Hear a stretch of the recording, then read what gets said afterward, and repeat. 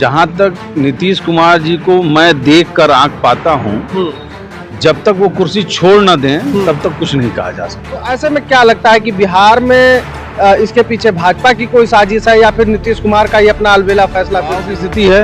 अभी लगातार पिछले महीने आपने देखा कि उनके बच्चे का भी नाम जो है मुजफ्फरपुर जो कांड है उसमें उनका नाम आ रहा था। नीतीश जी का खुद जो है इस तरह के कई कांड में नाम आ रहे थे।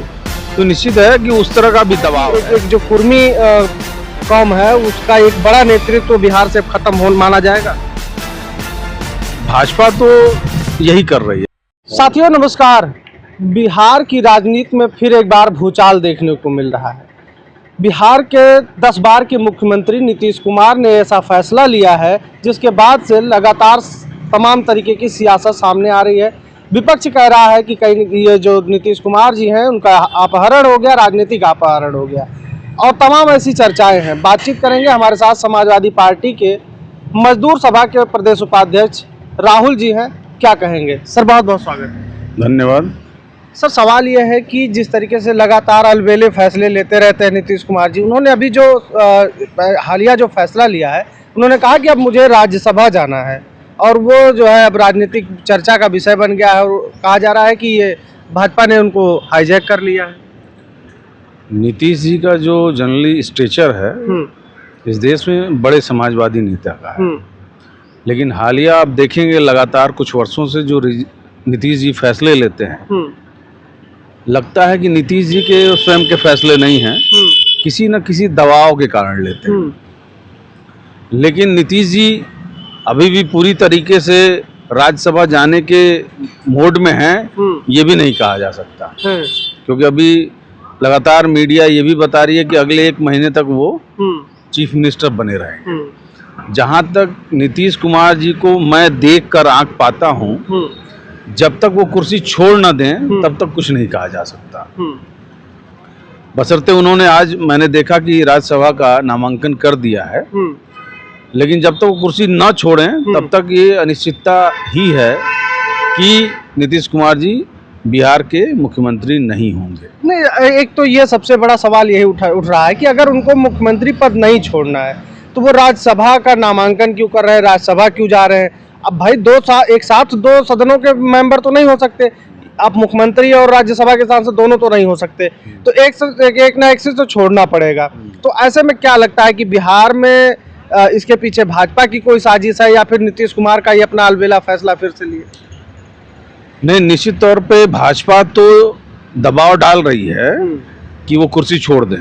और आप देखेंगे इस बार का चुनाव भी मैक्सिमम हमारे राष्ट्रीय अध्यक्ष का भी यही कहना है, बिहार में तेजस्वी यादव जी का भी यही कहना है कि ये मुख्यमंत्री के फेस हैं, जो बाकी का काम है वो भाजपा करेगी।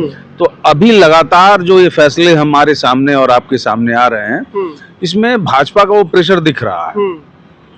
लेकिन नीतीश जी अपनी बातों पर टिकने वाले व्यक्ति नहीं हैं, ना आज तक वो टिके हैं। मैं उनका ट्वीट देख रहा था, उन्होंने ट्वीट में ये लिखा कि मैं जब राजनीति में प्रवेश किया तो मेरी मात्र ये इच्छा थी कि मैं विधानमंडल के दोनों सदनों में और संसद के दोनों सदनों में जाऊं। और उन्होंने ये इच्छा व्यक्त करके आज ट्वीट किया कि मैं जो है राज्यसभा का नामांकन करने जा रहा हूं। लेकिन फिर ये न्यूज़ सुनाई देती है कि 1 महीने तक वो कुर्सी पर बने रहेंगे। तो अपने आप में असमंजस की स्थिति है। भाजपा का पूरा दबाव है कि कुर्सी से इनको उतार के फेंक दिया जाए, लेकिन अपनी लास्ट कोशिश में लगे हुए हैं मुख्यमंत्री साहब कि हमें कुर्सी न छोड़नी पड़े। अच्छा, अगर देखा जाए तो बिहार जैसे राज्य का 10 बार का मुख्यमंत्री होना अपने आप में बड़ी बात है। कहा जाता है कि अगर वो जो एक आरोप लगता है कि उनकी स्वास्थ्य स्थिति ठीक नहीं है तो ऐसे उलझुल फैसले ले रहे हैं, लेकिन जिस तरीके का उनका ट्वीट है और ट्वीट की जो कहने के पढ़ने के बाद जो एक बन रहा है सामने चलचित्र की, ये स्थिति दबाव की हो सकती है या फिर जो है ये स्वेच्छा हो सकती है? नहीं, दबाव की स्थिति है। अभी लगातार पिछले महीने आपने देखा कि उनके बच्चे का भी नाम जो है मुजफ्फरपुर जो कांड है उसमें उनका नाम आ रहा था। नीतीश जी का खुद जो है इस तरह के कई कांड में नाम आ रहे थे। तो निश्चित है कि उस तरह का भी दबाव है। रही बात कि कुर्सी छोड़ दें, ये बहुत आसान नहीं है नीतीश जी के लिए और भाजपा के लिए भी आसान नहीं होगा। आपने कहा 10 बार, ये हो सकता है 11वीं 12वीं 13वीं बार भी मुख्यमंत्री बन जाए ये लगातार 5 सालों में। नहीं, अभी एक हमने देखा कि कन्हैया कुमार का एक वक्तव्य है, एक उन्होंने कहा है कि जो जेडीयू के बड़े नेता हैं उनकी कुछ अलग क्वालिटी की सीडी भाजपाइयों के पास है, तो इसलिए वो जो उनका फैसला है उसको दबाव में परिवर्तित करवा रहे हैं।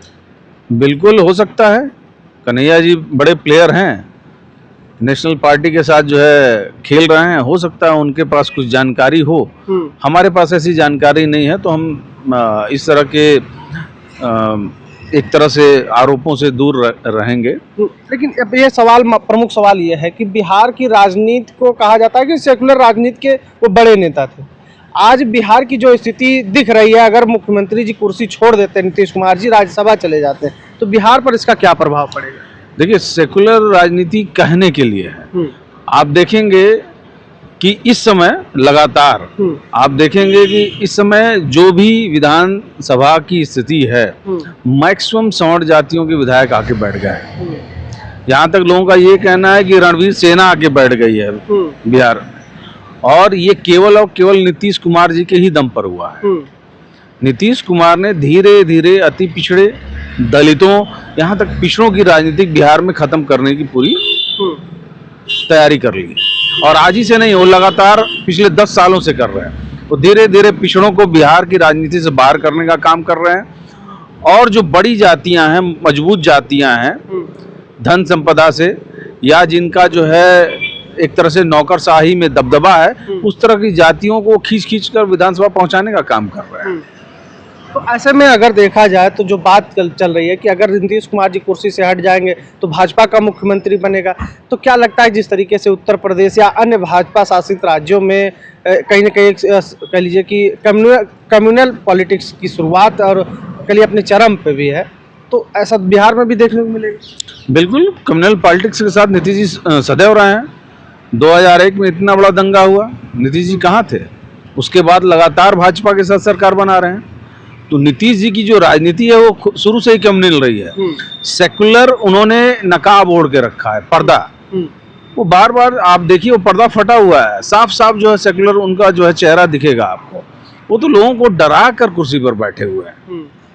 एक और चर्चा है कि कुर्मी समाज के एक बड़े नेता के तौर पे जाने जाते थे नीतीश कुमार जी, तो क्या धीरे धीरे ये भाजपा जो अन्य पिछड़े की, जैसे यादवों को कहा जाता है कि मार्शल कौम है, लड़ती है, लड़ सकती है, क्योंकि यूपी में आप देख लीजिए, आप बिहार में भी देखिए, लगातार विपक्ष में ही सही लेकिन मजबूत लड़ाई लड़ रही है। तो क्या लगता है कि एक जो कुर्मी कौम है उसका एक बड़ा नेतृत्व बिहार से खत्म हो माना जाएगा? भाजपा तो यही कर रही है। आप देखेंगे यहाँ उत्तर प्रदेश में पंकज जी को यहाँ का प्रदेश अध्यक्ष बनाया गया। एक तरह से ये बताने की कोशिश गई कि हमारे मुख्यमंत्री चेहरे हैं, और एक जो बना बनाया लगातार मुख्यमंत्री बिहार का है कुर्मी समाज का, उसको पदस्थ करने का काम कर रही है भाजपा। भाजपा कभी भी पिछड़ों के साथ नहीं रह सकती। वो कोई ना कोई उपाय करती है ताकि पिछड़े कुर्सी पर न रहे।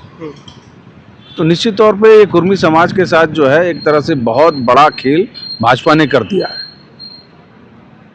तो हमारी चर्चा हो रही थी, हमारे साथ समाजवादी पार्टी के मजदूर सभा के प्रदेश उपाध्यक्ष राहुल जी थे, जिन्होंने नीतीश कुमार जी जिस तरीके का फैसला लिए हैं और जो बिहार की राजनीति में उथल पुथल देखने को मिल रही थी, इस मुद्दे पर विस्तृत चर्चा हुई। एक चीज़ तो स्पष्ट है, कहीं ना कहीं बिहार के रास्ते अब ये राजनीति बड़ी और लंबी चलेगी कि पिछड़ा और बनाम सवर्ण की, क्योंकि जब बिहार में 10 बार के मुख्यमंत्री नीतीश कुमार जी को चुनावी चेहरा बनाकर 2025 का विधानसभा चुनाव भाजपा जीतती है, और अब वही चर्चा जो विपक्ष कर रहा था लगातार और लोगों के बीच में थी कि कहीं ना कहीं आने वाले समय में नीतीश कुमार जी को साइडलाइन कर दिया जाएगा।